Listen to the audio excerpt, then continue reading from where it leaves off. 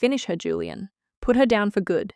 And this is all over. The voice of my own sister Cordelia cut through the room, cold, dead, like a commander ordering the disposal of a corpse. Right at that moment, my brother-in-law's knee was grinding 3 of my ribs into solid oak floorboards. His hand raised a heavy bronze statue, ready to cave my skull in. They thought a decorated army captain would just close her eyes and wait to die in her own home over a piece of inheritance paper. They were dead wrong. I'm Major Arabella Sinclair, 35 years old. If you've ever had your own flesh and blood strip you of everything and corner you into a space with nowhere left to run, let me know where you're watching from in the comments. Hit that like button and subscribe to Hidden Family Infidelity and Revenge. This story is how I used military discipline and the cold, hard truth to crush their betrayal into dust. To understand why I ended up bleeding on my own living room floor, waiting for the killing blow from my own family, we need to rewind. Real quick before the story begins, where are you watching from and what time is it there right now? Drop it in the comments. All right, let's get into it. 3 months back, day 3 after the funeral. The house was practically choking on the smell of funeral lilies. It's a heavy, sickeningly sweet stench that clings to the walls and sinks into your clothes. I hated it. I was sitting on the floor in the corner of the living room, knees pulled to my chest, wearing a faded black cotton t-shirt. The neighbors, good, decent working folks who actually gave a damn about my dad, had finally gone home. The silence was ripped apart by sharp, rhythmic clacking. Stiletto heels coming down the wooden staircase. Cordelia, my older sister, stepped into the living room like she was walking a runway, not a house of mourning. She wore a tailored black designer dress. That single piece of fabric cost more than 2 months of my operational pay in Afghanistan. She didn't look like a grieving daughter. She looked like a corporate predator assessing a hostile takeover. Her phone pressed hard against her ear. I don't care what the market is doing right now, Steve. Cordelia barked into the receiver. Liquidate everything. Yes, all of it. Sell the stocks and wire the cash. I'm not waiting around for probate. She hung up without waiting for an answer. Julian was right behind her, my brother-in-law. Custom-fit suit that looked too tight around the shoulders. Hair slicked back. Without a word of respect, he walked straight over to Dad's old recliner, the chair Dad spent years reading the morning paper in, and dropped his dead weight into it. The old leather groaned. My jaw clamped shut. I stayed perfectly still. I didn't say a word. Julian looked around the room, eyeing the cornice, the hardwood floors, then looked at me. His eyes were completely hollow of empathy. This place is just dead equity, he announced. We need to get a property agent in here by Monday. List it as is. The market in this postcode is hot. We can flip this and be done. A pile of bricks. That was 28 years of my father's sweat and blood before I could process the sheer disrespect. The front doorbell rang. It was Nigel Harrington, Dad's estate lawyer. An older guy carrying a battered leather briefcase, looking deeply uncomfortable. We gathered around the glass coffee table. I stood up, keeping my posture rigid. Military habit. Finch pulled out the legal documents. Edmund was very clear in his final wishes, Nigel started, his voice steady but cautious. The estate is to be divided fairly. However, the physical house itself is left to Arabella. To ensure equity, Arabella is required to buy out Cordelia's 50% share of the home's appraised value. She has a grace period of 6 years to complete the buyout. It was a fair deal. Dad knew I loved this house. He knew it was my anchor when I came back from operations. He gave me the house but made sure Cordelia got her half in cash over time. Cordelia didn't see it that way. Her manicured finger slammed down on the glass table. Smack, 6 years, she laughed. It wasn't a real laugh. It was cold, jagged. 6 years is a prison sentence. I'm not acting as a bank for my little sister so she can play house. I need liquid cash now. Sev it, Cordelia snapped, cutting the lawyer off. We're challenging it. We're forcing a sale, Nigel sighed. He packed his papers, gave me a sympathetic tight-lipped nod, and showed himself out. The heavy front door clicked shut. Then it was just the 3 of us. Cordelia slowly turned to face me. She stepped directly into my personal space. The overwhelming scent of her expensive perfume clashed violently with the rotting smell of funeral lilies. It made my stomach turn. She looked me up and down. Her eyes dragged over my plain black t-shirt, my faded jeans, the calluses on my knuckles. Pure unfiltered disgust radiated off her face. "You think you're keeping this house?" she whispered, her voice dripping with venom. You've spent your entire adult life being a leech, sucking off taxpayer dollars, playing dress up in a green uniform, pretending you're some kind of hero. You don't know how the real world works. I make real money. You're not stealing my equity to fund your pathetic, stagnant life. In combat, you learn to compartmentalize panic. You learn to take an insult and keep your finger off the trigger until you have a clear line of sight. I looked straight into her eyes. I didn't see a sister. I saw a hostile target. I swallowed the heavy, jagged lump in my throat and didn't give her the satisfaction of a reaction. Without saying a single word, I turned on my heel. I walked down the narrow hallway straight to my father's old study. I stepped inside, click. I twisted the brass deadbolt, locking myself in, locking them out. I didn't know it yet, but closing that door was the exact moment the war began. The muffled sound of Cordelia complaining in the living room died instantly. I stood alone in my father's study. The air smelled like old pine, dried ink, and safety. I walked over to his desk. It was a massive block of solid oak he'd built himself. I dropped into his heavy leather chair. It creaked, a familiar, comforting sound. Dad was a carpenter, working class to the bone. He didn't trust digital storage. He trusted paper. He trusted what he could hold in his callous hands. I pulled open the bottom right drawer. Inside, under a stack of old utility bills, was a thick leather-bound ledger. The edges were frayed. A thin layer of dust coated the cover. I ran my thumb over the grain, wiping it clean, and flipped it open. His handwriting. Neat. Precise. But the blue ballpoint pen dug so deep into the paper that the pages warped. He pressed hard when he wrote these lines. You could feel the stress, the physical weight of his exhaustion imprinted right into the paper. I traced my finger down the columns. August 12th. Cordelia rent assistance, £2,000. October 4th. Cordelia BMW transmission repair, £3,400. January 18th. Cordelia business startup seed money, £15,000. I turned the page. The same name over and over again. The numbers kept getting bigger. The math painted a sickening picture. I cross-referenced the dates with the bank statements tucked in the back. He didn't just give her his savings. He bled out his retirement. An early pension withdrawal. Cordelia emergency £25,000. Beside it, he had noted the massive tax penalty he had to eat just to pull the cash out early. My chest tightened. The cold, hard anger started pooling in my stomach. Dad worked with his hands until the cartilage in his knees was gone, and his lower back was held together by cortisone shots and ibuprofen. He breathed in sawdust for 28 years, and he did it all to fund the illusion of Cordelia's high-rise designer label life. A memory hit me like a physical punch. It was 2018. I was standing in the hallway holding my deployment orders for a combat tour overseas. Cordelia had stopped by the house. She wore a new emerald green silk dress. Looking at the ledger now, I knew exactly who paid for that dress.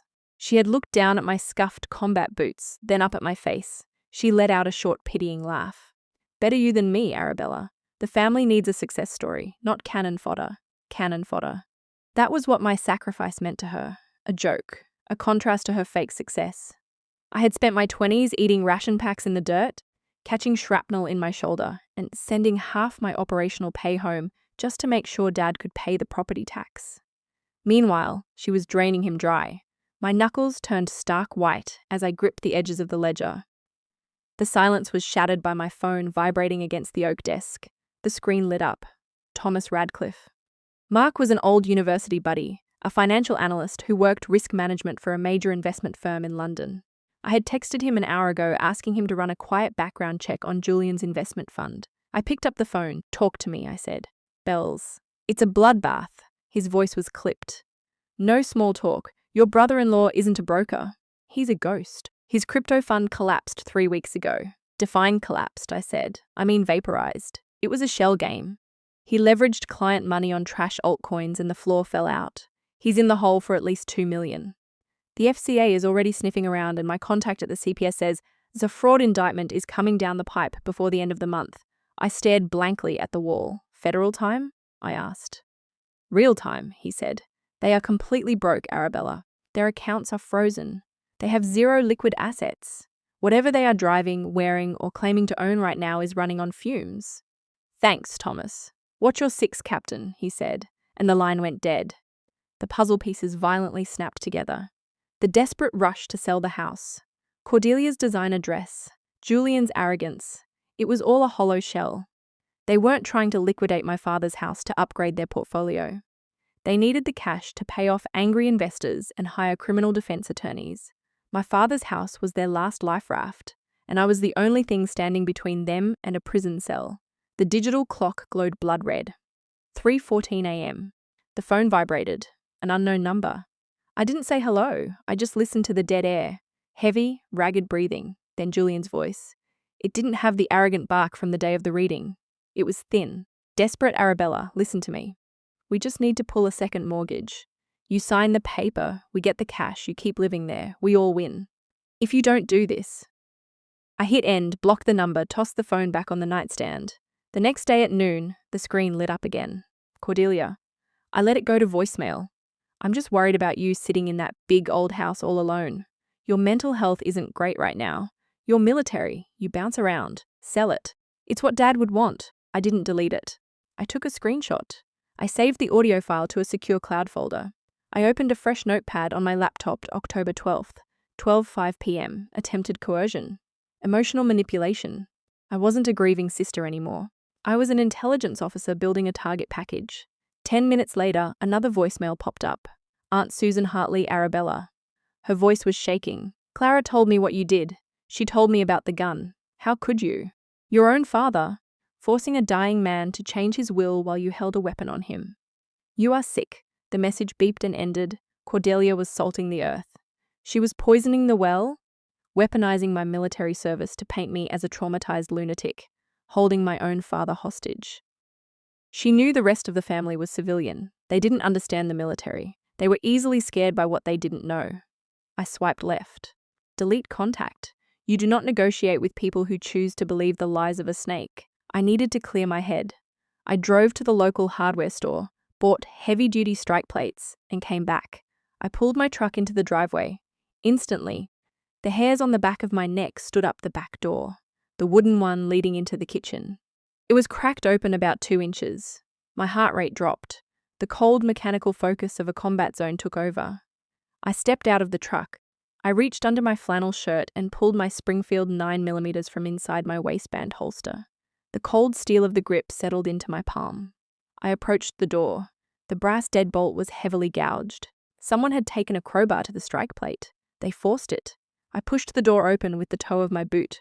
Weapon up, both eyes open. Kitchen clear, living room clear, staircase clear. I swept the entire house in under 3 minutes, every closet, every shadow. It was empty, but they had been here. The faint, sickeningly sweet smell of Cordelia's perfume lingered near the living room window. They didn't steal anything. That wasn't the point. It was a psychological operation, a message. We can get in whenever we want. Night fell. The house felt massive, dark, and hollow. I sat at the kitchen island, the laptop open. The screen glared in the dark. I was scrolling through local property listings. A gut feeling. I typed in my address on Zillow. There it was, my father's house. Status coming soon. There were high-resolution pictures of the living room, the kitchen, my father's private study. They were treating my life, my sanctuary, like a bank foreclosure they had already won. I slammed the laptop shut. Outside, the low-throbbing hum of a German engine broke the dead silence of the street. I didn't turn on the lights. I walked slowly to the front window and peeled back a 1/4 inch of the heavy fabric curtain. Julian's black BMW was rolling down the street, barely 5 miles an hour. As it rolled past my driveway, the high beams flashed. Bright, blinding white light swept across the front of my house for 2 agonizing seconds before plunging back into darkness. Intimidation. A show of force. They were broke. They were facing prison, and they were running out of time. I set the 9mm down on the kitchen island. I walked over to the heavy steel gun safe, bolted into the floor of the hall closet. I spun the dial, pulled the door open, and took out Dad's old Colt 45. I dropped the magazine, checked the brass, slammed it back in, and racked the slide. The heavy metallic clack echoed loudly through the empty hallway. The physical perimeter was compromised. The psychological perimeter was under heavy fire. I picked up my cell phone. I bypassed my contacts and dialed a number I knew by heart. It rang twice. "Yeah, Rupert," I said, staring at the reinforced wood of the front door. "My perimeter is breached. I need backup." The low guttural roar of a heavy V8 engine shattered the dead silence of the street. Exactly 10 minutes. That was all it took. Headlights slashed through the darkness. the heavy crunch of thick tires rolling to a stop, the unmistakable solid slam of a heavy steel truck door. I stood perfectly still in the dark hallway, my back pressed against the drywall, the Colt 45 gripped tight in my right hand. I kept the muzzle pointed at the floorboards, waiting until I heard the heavy rhythmic thud of work boots stepping onto the front porch. 2 sharp knocks. A pause. 1 more knock. I checked the peephole. I let out a breath I didn't realize I was holding, slid the deadbolt back, and pulled the door open. Colonel Rupert Blackwood stepped into the hallway. He was a retired police inspector and my father's oldest friend. 6'2", built like a cinder block wall, wearing a faded canvas jacket that smelled of old motor oil, cold night air, and stale tobacco. In his left hand, he carried a massive steel toolbox. In his right, a battered green thermos. Rupert didn't ask if I was okay.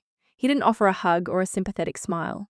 He looked right past me, his pale blue eyes locking onto the gouged wood around the kitchen doorframe. He set the thermos on the kitchen counter with a heavy thud. "All right, Captain," Rupert said, his voice like gravel grinding under a boot. "Let's re-establish the perimeter." For the next 2 hours, the house was filled with the high-pitched whine of a power drill and the sharp clatter of heavy hardware. There was no small talk. We worked with the silent, efficient rhythm of 2 people who understood the mechanics of security. Rupert ripped out the cheap brass strike plates. He replaced them with heavy-gauge steel, driving 3-inch screws deep into the structural studs of the wall. Nobody was kicking those doors in without taking down the entire frame. After the doors were secured, he unpacked 3 high-definition exterior cameras from his truck.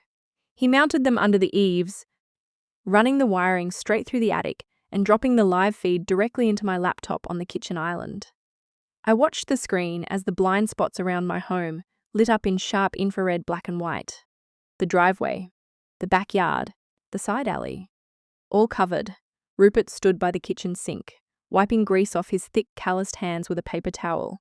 He looked out the window into the pitch-black yard. "Your old man was a hell of a soldier, Arabella," he said quietly. "But he built this house to raise a family. He didn't build a bunker.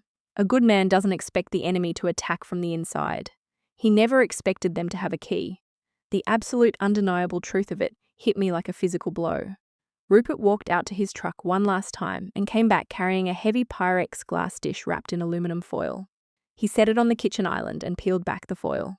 Steam rolled off the top. "Margaret sent this," he said. "Shepherd's pie." The rich, heavy smell of roasted beef, thick gravy, and baked mashed potatoes filled the cold kitchen. Rupert poured 2 mugs of coffee from the thermos. Pitch black, bitter, hot. I sat down on a wooden bar stool. The Colt 45 was sitting on the counter just inches from my plate. For the first time in 48 hours, I uncurled my fingers and pulled my hand away from the weapon. I picked up a fork. I took a bite. It burned the roof of my mouth, but I swallowed it down. It was real. It was honest. I looked across the counter at Rupert. He was staring at the camera feed, sipping his coffee, standing guard in a house that wasn't his. The contrast was violently bitter. The people who shared my DNA were out there in a German luxury car, plotting how to ruin me. Yet here was a man with no blood tied to me whatsoever, giving up his sleep to drill steel plates into my doors so I could close my eyes in safety. The tight coiled muscles in my neck finally gave way. My shoulders dropped. My vision blurred. I blinked hard, but my combat discipline failed me for 1 fraction of a second. A single hot tear broke the line of my lashes. It tracked fast down my cheek and dropped onto the back of my hand. I wiped it away aggressively. No sobbing, no breakdown. Just the silent, crushing weight of reality. Family isn't blood. Family is the person who shows up when the wolves are scratching at the door. Rupert saw the tear. He didn't offer pity. Blue-collar men don't do pity. They do loyalty. He walked around the island and placed a heavy, rough hand on my shoulder. "I stood next to your father in the dirt. 28 years ago," Rupert said, his voice dropping an octave, dead serious. "I made him a promise before he passed. I told him nobody touches his little girl. You hear me?" I looked up into his weathered face and nodded. "You don't sit in the dark alone anymore, Arabella," he commanded. "If the perimeter drops, if you even feel a shadow shift the wrong way, you pick up that phone. I am your quick reaction force now." He squeezed my shoulder once, grabbed his empty thermos, and walked out the door. The heavy steel deadbolt clicked shut behind him, locking with the solid, immovable sound of a bank vault. The fortress was secure. I slept for 4 hours in my clothes, the pistol resting on my chest. The pale grey light of dawn was creeping across the kitchen floor when the screen of my cell phone lit up. A sharp electronic ping cut through the silence. A text message from Cordelia. "We need to talk, just you and me. Let's act like adults. Meet me at the Crown and Anchor, noon." I stared at the screen. The Crown and Anchor was a public place, crowded, a neutral zone. But my training told me otherwise. A cornered snake doesn't ask for a peace treaty. It just asks you to step out into the open so it can get a better angle for a lethal strike. The countdown had started. The bell above the glass door of the Crown and Anchor chimed sharply. 11:58 a.m. I stepped inside. The air hit me immediately. Thick, heavy, smelling of burnt food, stale black coffee and grease. It was a midday lunch rush. The pub was packed wall to wall. Local mechanics in oil-stained coveralls, police constables eating burgers at the bar. Retirees nursing their pints in the centre booths. This wasn't just a restaurant, it was the town square. I scanned the room. Corner booth, red cracked vinyl seats. Cordelia and Julian were already there. They didn't pick this place to have a quiet, adult conversation about an estate dispute. You don't pick the Crown and Anchor at noon for privacy. They picked it for the audience. It was an ambush. I walked down the narrow aisle. I didn't take off my heavy canvas jacket. I slid into the booth across from them, keeping my back flat against the wall. My eyes tracked the front door and the kitchen exit. Cordelia was wearing a beige cashmere sweater, spotless, expensive. She reached across the sticky Formica table, extending her manicured hand toward mine. I pulled my hands back and folded them in my lap. Her jaw tightened. "Arabella, honey," Cordelia started. She didn't whisper, she projected. Her voice was loud enough to carry over the clatter of heavy silverware and the hum of pub chatter. "We are just so incredibly worried about you.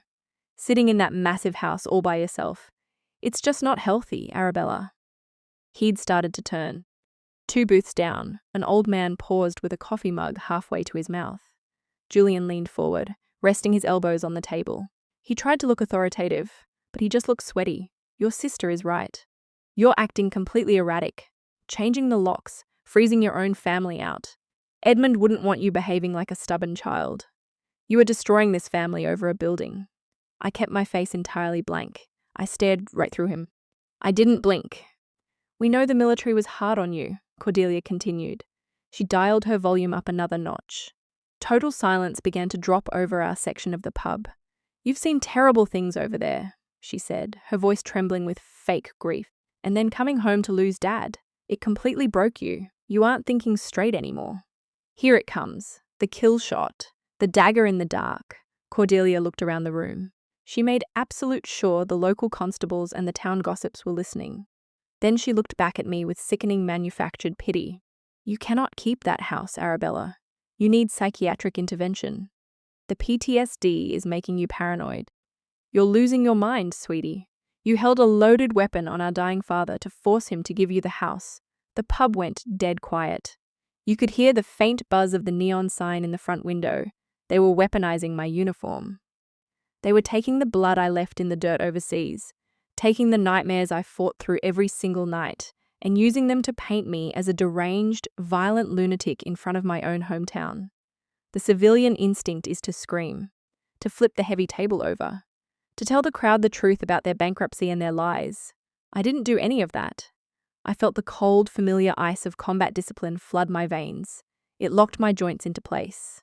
It slowed my breathing down to a steady rhythmic count. I looked at the 2 of them. I didn't see family. I saw 2 cornered rats wearing stolen clothes, desperately trying to chew their way out of a trap. I placed both of my hands flat on the table. I pushed myself up slowly. I towered over the booth.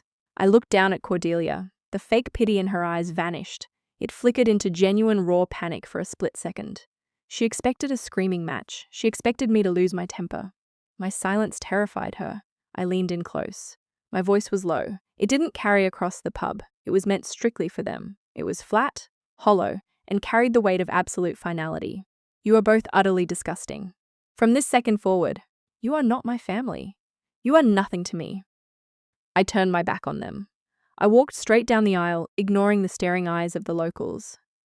I pushed through the heavy glass door and stepped out onto the sidewalk. The freezing wind hit my face like a physical blow. The public execution had failed. I took away their narrative. I cut the bloodline. They had no money. They had no house, and now they had no leverage left to play. I looked down the grey, empty street. They were entirely out of options. A predator stripped of its camouflage only has one move left. Brute force. Tonight, the talking stops. Tonight, they come for blood. Saturday morning, 8:12 a.m. The heavy crunch of gravel outside broke the quiet. Tires spinning too fast. Brakes slamming hard. I was at the kitchen island nursing a mug of black coffee. I glanced at the laptop screen, Caminor 2. The black BMW was parked aggressively on a diagonal, half on the driveway, half destroying Dad's front lawn.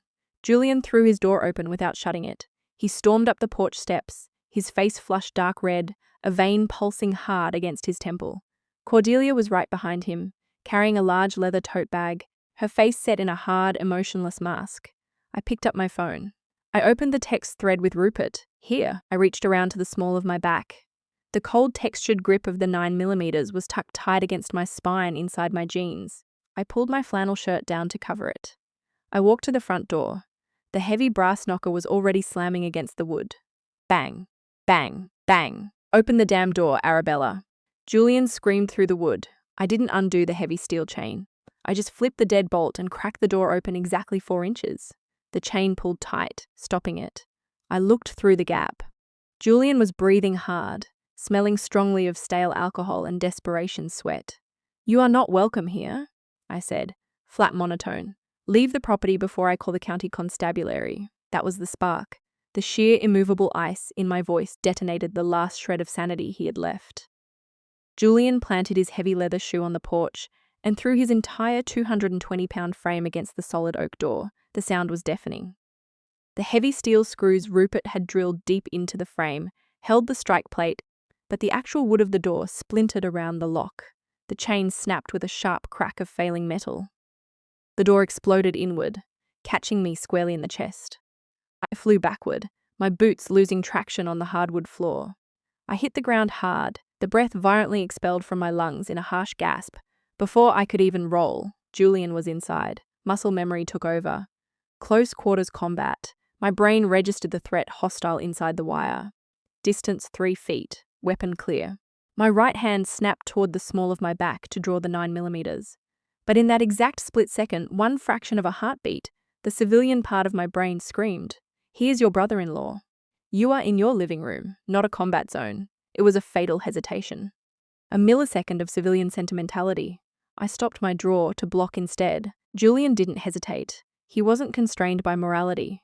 He was fighting for his freedom. He dropped all of his dead weight squarely onto my chest. His knee drove down with sickening force, pinning my left shoulder to the oak floorboards. Snap, 3 of my ribs gave way. The pain wasn't sharp. It was a massive blinding wave of white-hot agony that paralyzed my lungs. I couldn't breathe. I couldn't scream. His fist came down like a hammer. The heavy gold ring on his right hand caught me flush on the jawline. The impact rattled my skull, sending a flash of static across my vision. Warm, thick blood instantly flooded my mouth, tasting sharply of rust and old pennies. I threw my right arm up, trying to gauge his throat, trying to find a pressure point.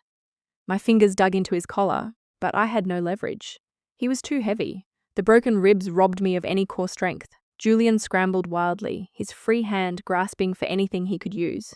His hand found the fireplace mantel. His thick fingers closed around the base of the heavy, solid bronze statue of the unknown soldier, the one Dad had received from the local Royal British Legion post. Julian ripped it off the mantel and raised it high above his head.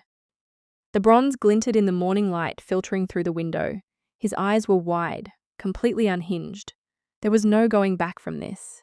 He was going to cave my skull in.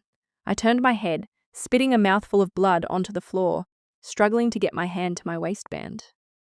My vision locked onto the doorway, Cordelia. She had stepped through the splintered frame. She wasn't screaming for him to stop. She wasn't pulling out her phone in a panic to call an ambulance. She was standing perfectly still, her designer tote bag hooked over her forearm. Her arms crossed over her cashmere sweater. She looked down at me, her own sister, bleeding out on the floor. Her eyes were dead. Flat, calculating. Like a butcher looking at a slab of meat on the cutting block. She didn't see a human being. She saw a signature on a deed. She saw a get-out-of-jail-free card. "Finish her, Julian," Cordelia said. Her voice didn't shake. It was perfectly level, cold. "Put her down for good. And this is all over. Julian let out a guttural grunt, his muscles bunching as he prepared to bring the heavy bronze down on my face. I braced for the impact, finally getting my fingers wrapped around the cold grip of my 9mm.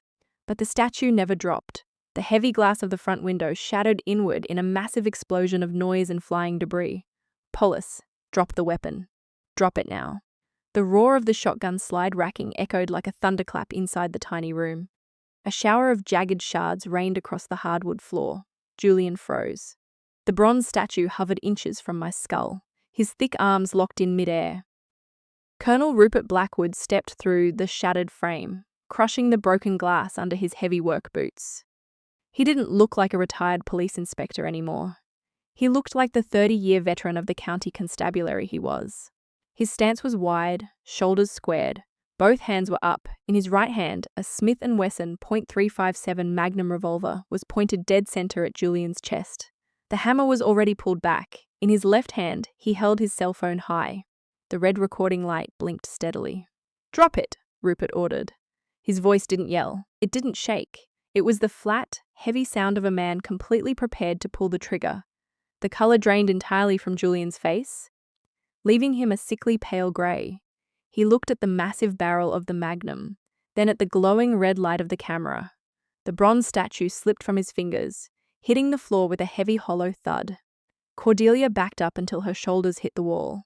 The cold, calculating mask she wore just seconds ago cracked into pieces. Raw panic flooded her eyes.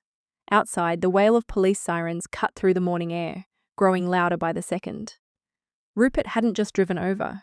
He had called it in the second I texted him. 10 minutes later, the house was swarming with uniforms. I was loaded onto a gurney, spitting the last of the copper-tasting blood from my mouth. As the paramedics wheeled me past the front driveway, I turned my head. 2 police constables were searching the black BMW. They popped the trunk. Sitting right on top of the spare tire were 2 oversized duffel bags packed tight with clothes and a heavy steel lockbox. One of the constables pried it open with a crowbar. Inside were thick, banded stacks of 100-pound notes. They weren't here to scare me. They were here to kill me, claim the estate, and run. I woke up in a sterile hospital room. The sharp smell of iodine and bleach burned the inside of my nose. The steady rhythmic beep of a heart monitor tracked my pulse. My chest was tightly wrapped. 3 fractured ribs, a hairline fracture on my jaw, a mild concussion. Rupert was sitting in a hard plastic chair in the corner of the room reading a worn paperback. I didn't moan. I didn't cry. I pushed the button to raise the head of the hospital bed. "Rupert," I said, my voice raspy as sandpaper. He closed the book and stood up. "The video," I said, looking straight into his eyes. "Did you get it?" He nodded once. "I got it all, Arabella. Clear as day. Audio too." I handed the raw file straight to the lead detective. It's in the chain of evidence. The heavy, suffocating weight I had been carrying for 3 months finally began to crack. The truth was out of my hands and locked in a digital vault. But a video of an assault wasn't enough. I wasn't settling for a simple battery charge. I wanted them buried. I ignored the sharp stabbing pain in my ribs. I shifted into tactical mode. "I need a legal pad," I told Rupert, "and a pen. Blue or black, doesn't matter." Rupert didn't argue. He walked out to the nurse's station and came back 2 minutes later with a yellow legal pad and a standard issue pen. I clicked the pen. The sound was sharp in the quiet room. I didn't write a diary entry. I built a timeline. An after-action report, item 1, October 4th. The funeral. The immediate demand for liquidation, item 2. October 6th. The ledger. Evidence of long-term financial drain, item 3. October 7th. The phone call from Thomas. Motive established. Imminent fraud indictment. Complete insolvency, M4. The 3:00 a.m. phone calls. The property listing. The psychological operations. Item 5. The ambush at the Crown and Anchor. Public character assassination. Attempt to establish a false narrative of PTSD-induced insanity. Item 6. The breach. The assault. The trunk full of cash and clothes indicating extreme flight risk. I wrote for 2 straight hours. My handwriting was sharp, jagged, and pressed hard into the paper, just like my father's ink in his ledger. When I was finished, I had 9 pages of documented chronological evidence. A perfect, unbroken chain of events that proved. This wasn't a family argument that got out of hand. It was a calculated, premeditated conspiracy to commit murder for financial gain. The heavy wooden door of the hospital room swung open. Nigel Harrington walked in, the estate lawyer. He looked older, more tired than he had at the house with his battered leather briefcase. "Captain Hart," Nigel said, taking off his coat. "The police contacted me. I came as soon as I heard. I didn't exchange pleasantries." I ripped the 9 pages off the legal pad and handed them to him. "Write it," I said. Nigel put on his reading glasses. He stood by the window, flipping through the yellow pages. The room was dead silent, save for the hum of the heart monitor and the rustle of paper. He read every single line. He cross-referenced the dates. He saw the pattern, the motive, the execution. When he reached the last page, he slowly lowered the pad. He took his glasses off, folded them neatly, and slid them into his breast pocket. He looked at me, and for the first time since I met him, the cautious, tired lawyer was gone. He looked like a shark that had just been handed a bucket of blood. "Captain," Nigel said, his voice dropping into a cold, hard register, "we aren't fighting over a house anymore. We are going to nail them to the wall for attempted murder." 7 months later, the county courthouse. The air inside smelled of industrial floor wax, stale coffee, and old oak. I didn't wear a civilian suit to testify. I wore my army service uniform, dress blues. The brass buttons on the jacket were polished to a mirror finish. The ribbons on my chest sat perfectly aligned, measured down to the millimeter. I walked down the center aisle, my boots clicking sharp and rhythmic against the linoleum. I took my seat behind the prosecutor's table. Across the room sat Julian and Cordelia. They didn't look like upper-class elites anymore. The county jail had stripped them of their armor. Julian's orange jumpsuit hung loose on his shrinking, slumped shoulders. Cordelia wore a drab, wrinkled blouse. Her public defender had probably pulled it from a donation bin. Her hair was a mess, the dark roots showing through the expensive blonde dye she could no longer afford to maintain. The fake empire had burned to the ground. My presence in that uniform, sitting with a perfectly straight spine, crushed whatever fake dignity they had left. The direct examination was a surgical strike. Nigel and the prosecutor laid out the timeline flawlessly. Then came the cross-examination. The defense attorney stepped up, slicked hair, wearing a suit that cost more than a used truck. He leaned on the heavy wooden podium, putting on a mask of deep concern. "Captain Hart." He started using a hollow, patronizing tone. "Combat changes people. Isn't it true that veterans often return from overseas deployments with severe undocumented trauma? PTSD? Objection," the prosecutor snapped, standing up. "Relevance goes to state of mind, Your Honor." The suit countered, gesturing vaguely in my direction. "I am establishing that Captain Hart, trained in lethal combat, overreacted to a simple family argument, escalating it to violence." The judge looked at me over his glasses. "I will allow it." "You may answer, Captain." I didn't look at the lawyer. I didn't take the bait. I turned my head and locked eyes directly with the jury box. 12 everyday citizens.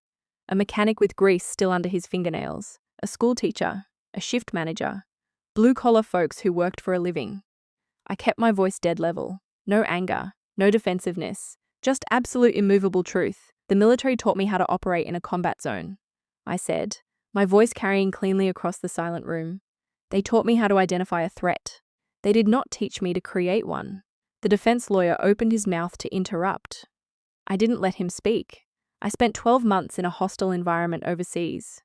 I saw the absolute worst of what human beings can do to each other. I didn't bring that violence home.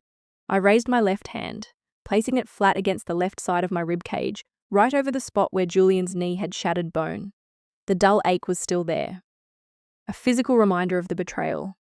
The only scars I carry today didn't come from an enemy combatant on a battlefield. They came from my own living room. From the people sitting right there. I pointed a single steady finger at Julian and Cordelia. They came for my life to pay off their own debts. The courtroom went dead quiet. You could hear the low hum of the overhead AC unit. The defense attorney swallowed hard, picked up his legal pad, and backed away from the podium. No further questions. Then the prosecutor played the video. The lights dimmed. Rupert's cell phone footage projected onto the large, flat screen mounted on the oak-panelled wall. The visual was shaky at first, but the audio was crystal clear. The courtroom was forced to listen to the sickening wet crunch of Julian's fist hitting my jaw. They listened to my ragged, blood-choked breathing echoing through the speakers. I watched Julian at the defense table. He sank lower into his chair, staring at the floor, physically unable to watch himself on screen. And then came the kill shot, Cordelia's voice ringing out, cold, level, and entirely hollow. Finish her, Julian. Put her down for good. And this is all over. A woman in the front row of the jury box physically recoiled, slapping a hand over her mouth. A heavy collective gasp rippled through the gallery. The truth wasn't a theory anymore. It was right there in high definition. It took the jury less than 2 hours to deliberate. 2 hours to end a lifetime of lies. When they filed back into the box, the air in the room felt thick enough to cut with a knife. The foreman stood up. He held a single slip of paper. He didn't even glance at the defense table. He looked directly at the judge. On the charge of conspiracy to commit murder, we find the defendants guilty. The judge slammed his wooden gavel down. The sound cracked like a rifle shot. He leaned over the bench, staring down at Julian and Cordelia with pure, unfiltered disgust. In all my years on this bench, I have rarely seen such calculated parasitic behavior. You are an absolute disgrace.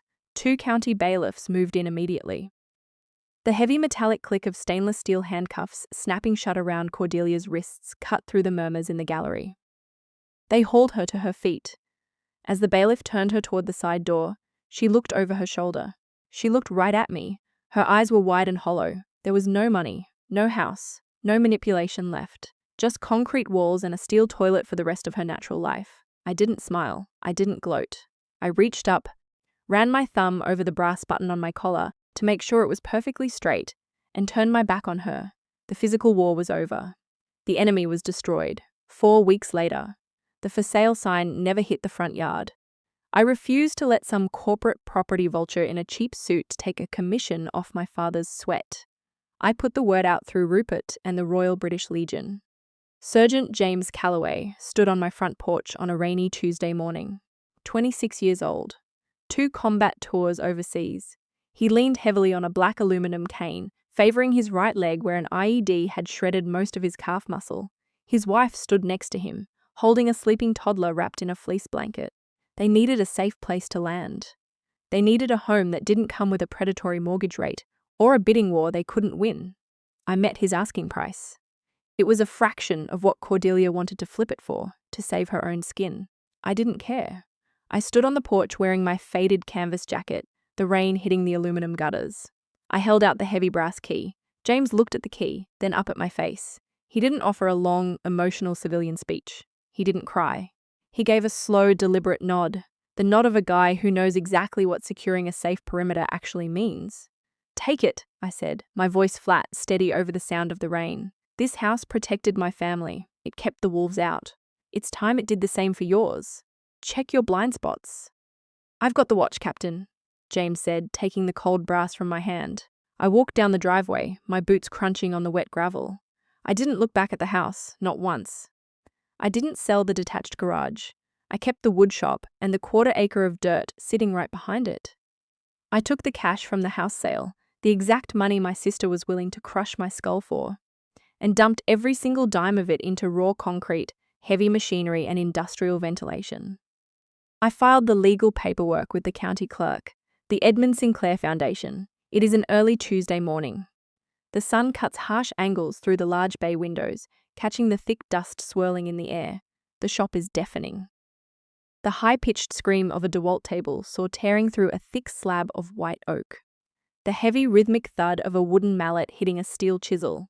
The sharp smell of fresh sawdust, wood glue, and coffee. I lean against the heavy iron edge of the workbench, drinking from a styrofoam cup. I look across the concrete floor. 6 guys are working today. All combat vets. Guys who came back with blown-out knees, traumatic brain injuries, and night terrors that civilian therapists just don't know how to handle. They aren't sitting in a circle talking about their feelings. They are sanding down rough edges. They are taking raw, broken, ugly timber and forcing it into something solid. Something that holds weight, woodshop therapy. One of the guys, a former Marine named Jackson, with a jagged scar running down his forearm, drops a heavy plank on a pair of sawhorses. He looks over at another vet, cracks a brutal joke about the guy's crooked cut, and a harsh, loud laugh echoes over the noise of the power tools. I watch them. The cold ice that had lived in my veins since the day of the funeral, the numbness that kept me alive when Julian's knee was crushing my ribs, finally melts into the sawdust on the floor. Cordelia and Julian thought family was a matching DNA sequence and a shared bank account. They were dead wrong. Family isn't assigned to you at birth. Family is forged in the trenches. It's the people who stand shoulder to shoulder with you when the fire gets close. The people who hand you a hammer when your hands are completely empty. I didn't just survive an ambush in my own living room. I took the ashes of my sister's betrayal, mixed them with concrete, and poured a brand new foundation. I take a slow sip of the bitter coffee. The machine's roar. I am finally home. Thank you for standing the watch with me.